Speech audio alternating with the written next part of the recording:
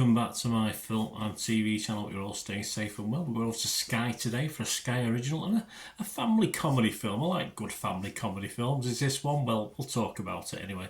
This is directed by Phil Hawkins. And yeah, it's sort of a bit of a surprise to me when I started watching it because, of course, this is called Robin and the Hoods. But, of course, I didn't know too much about it. But, obviously, yeah, a pleasant surprise, shall we say. Well, what's it about? Well, Robin is a bright-eyed leader of a group of kids call themselves the Hoods, who love to play fantasy games on a patch of land they call the Kingdom. I'm not too sure whether they do that these days. I'm sure they still do, but so with all this technology now. Their biggest concern is a rival gang looking to take over their domain and capture the crown, yes, until plans emerge to turn the area into a new leisure facility for their town. Faced with this ruthless property developer called Clipboard, that's a good name for her, Robin and her friends must find a way to save their play area. So a great scenario, of course. This premiered on Sky Cinema on the 26th of July 2024.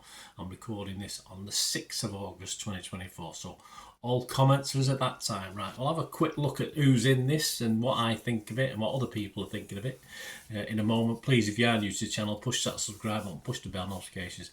Everything film and TV reviews like this, information vlogs. Great to have you on board. We do have memberships at the moment, just 99p a month for the channel. It's more aimed at the football side, but of course, if you do it, you'll support me and get early access to all my film and TV stuff as well. So consider that, and we do have sponsors as well. But before we go, a little bit of special offer if you like movie posters and DVDs, so check that out before we finish today. But we'll get back to this film, and it stars Naomi Harris as Clipboard, Gwendolyn Christie as Aura, Darcy Ewart as the main protagonist Robin, Gloria Ishikawa as Amaya, Dexter Salt Ansel as Little Dan, Bruno Edgington Gibson as Glenn, Edison Birch as Henry, probably the most known face for outside the UK, Mark Williams as the Mayor, Morgana Robinson as Kathy.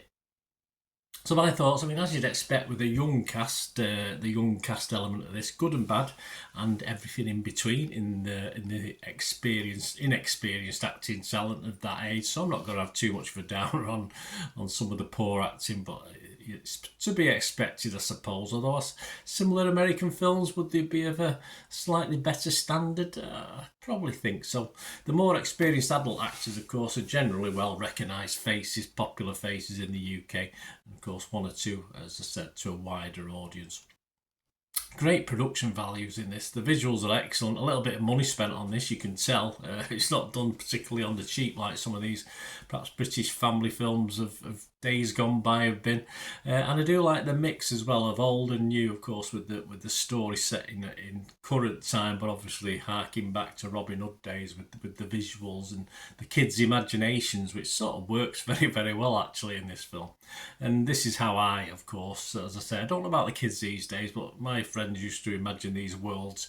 Usually we were Germans and British fighting in World War II, but we didn't have all the tech that the kids have now, so we had to use our imaginations. So we used to come up with various things back in the day, and this is how this film approaches it, which is quite unusual in this day and age. You don't sort of get many from this sort of child's imagination angle, and I like that about it as well. But what about entertainment? What about the film itself? And who's it going to appeal to? Well, strangely, I did find our supposed hero Robin as a character quite a little bit unlikable, actually, a little bit spoilt, which isn't good, but generally okay. So it didn't totally ruin it. This aside, it's not a bad effort for me. Its demographic, I think, is fairly young. I can't see teenagers really watching that unless you're of a certain type, and perhaps it lacks a little bit of humour that you'd normally get in this sort of production. But as I said, overall, it's a definite appeal to perhaps oldies like me as well, who have a broad imagination. As a kid, I used to play with my friends, and even when I was on my own, I used to create little worlds and stuff. So I'm sure a lot of people of my age and perhaps a little bit younger did that as well, when we couldn't rely on phones and smartphones and tablets and PCs, etc., and laptops. I suppose in a way it's a sort of it'll never get anywhere near it. But I suppose in a way it's a sort of version of one of my favourite films when I wasn't a kid, I was an adult, but it's one of my favourite family films, and that the kids enjoyed when I used to watch it with them. Something called War of the Buttons, which was set in Ireland back, I think it was in the 90s, back in the 80s, 90s. So if you haven't seen that, guys, try and find it somewhere. Brilliant film. So in a way, it's a little bit like that. Yeah, but very enjoyable. And by the way, Longsight, the land of Longsight, has certainly changed since I ventured through it regularly on a few years ago. That's for sure. But I'm sure it's nothing like that. I'm sure it's probably. Anyway, I won't say too much about Longsight. If you know Longsight, you know what I'm talking about. So my scores on this, I'm going to be fresh, definitely fresh. I'm going to be positive, and I'm going to give this a very watchable score of 6.5 out of 10. Elsewhere, yeah, not as enamoured. Rotten Tomatoes audience like it. I don't know how many there are, but 4.6 out of 5, so that's a great review. But if you go onto Internet Movie Database, it's a very disappointing score, really. I think this is low. I think this is unfair. It's not a bad score, but 141 scores and reviews, and just getting a 5.6 out of 10, which is a bit sad. It's certainly worth a point more than that. For just a good film, just an enjoyable family film you can watch with perhaps your younger kids rather than your teenagers. But as I said, if you've got teenagers who have active imaginations, then they'll probably like it as well. There you go, guys. Let me know what you think anyway if you get to watch this. As I said, we do have little sponsors at the moment. Piat6505 have an eBay shop where they sell movie posters from the 1990s and 2000s. Some great films, some great actors.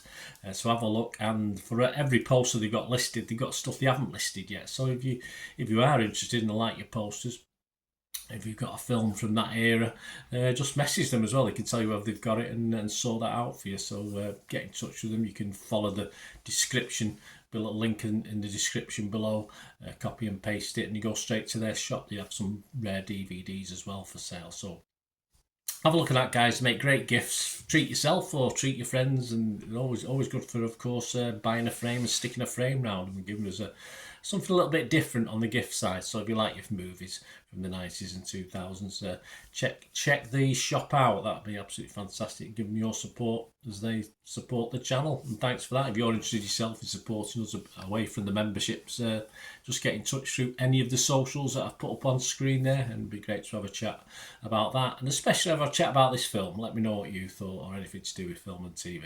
Until the next time, only ever ask one thing, don't I? Please stay safe, everyone. Bye for now.